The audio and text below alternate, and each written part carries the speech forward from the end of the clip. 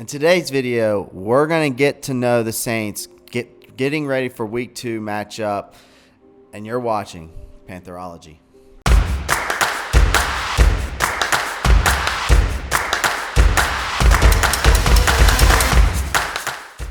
What is going on, guys? Clay here, back at it again with yet another edition of Pantherology. Welcome to today's video. Ladies and gentlemen, let's get to know the Saints for this Week 2 matchup. Before we get into today's topic, as always, I ask that you pound that like button, pound that subscribe button, comment down below, and click that post notifications bell so you don't miss out on any new videos. Go check the link down in the description. The Newsbreak app helps me out there, helps me out on this channel. Other than that, let's just go ahead and dive into today's video. Now, the Saints played precisely as expected in the first game of the post-Drew Brees era, playing in a neutral stadium in Jacksonville, Florida, with the team's top receiver injured. They defeated the Green Bay Packers, a longtime NFC powerhouse, 38-3. And you're probably looking at me like, what are you talking about? Yeah, and you heard that right. They beat them 38-3.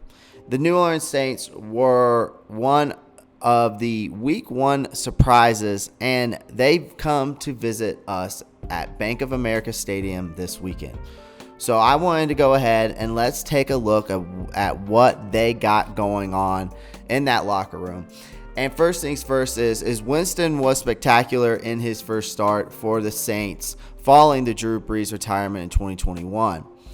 I wasn't high on Winston with the whole thing, but Winston, who led the league in touchdowns and interceptions in 2019, was nearly faultless on Sunday. He earned a passer rating of 130.8 while tossing 5 touchdowns and no interceptions.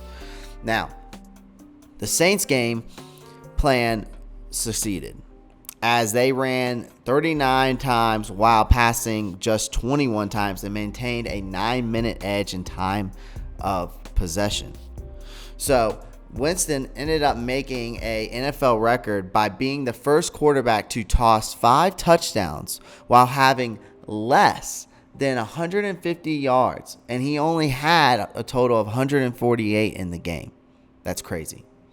Now, following the game, he told NBC's Peter King that his greatest play of the day was a throw that he threw out of bounds rather than forcing it down the sideline into coverage.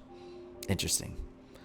Now, Winston recorded 5 interceptions, a lost fumble, and was sacked 7 times in Tampa Bay's previous game against the Panthers in London back in 2019.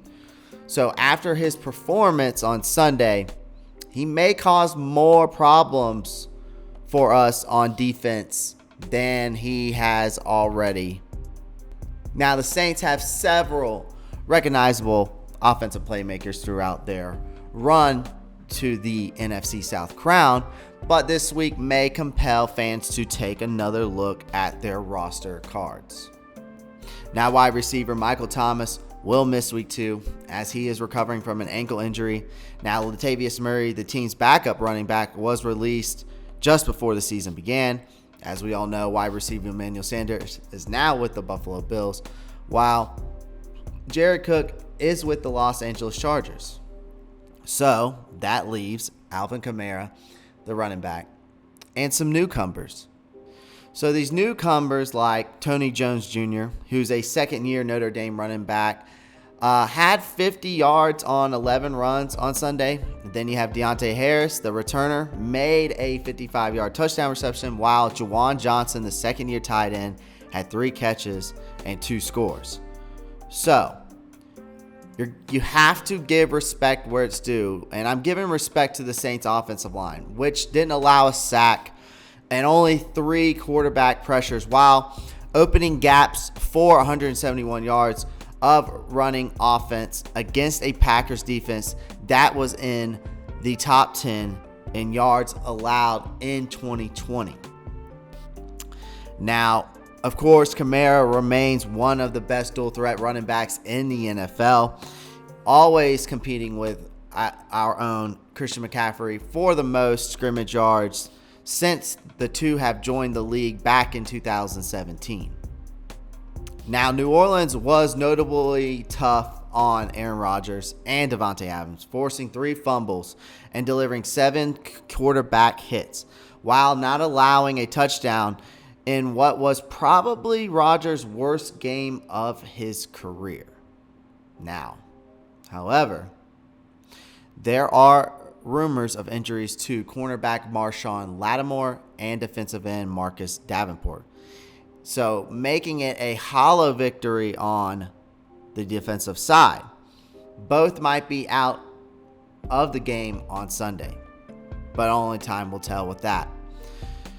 Now, on the end of the defense, though, Cameron Jordan will make his 21st career start against the Panthers, and he is a nightmare for the Carolina Panthers. Against the Carolina Panthers, he averages 3.7 tackles and 0.5 sacks per game against us. So, as they prepare to face us in this youthful Panthers offense on Sunday, the Saints defense will rely on their seasoned veterans like Cameron Jordan, and then, of course, safety Malcolm Jenkins. Guys, that is today's video. I hope you enjoyed today's video, and as always, before I leave you, keep pounding.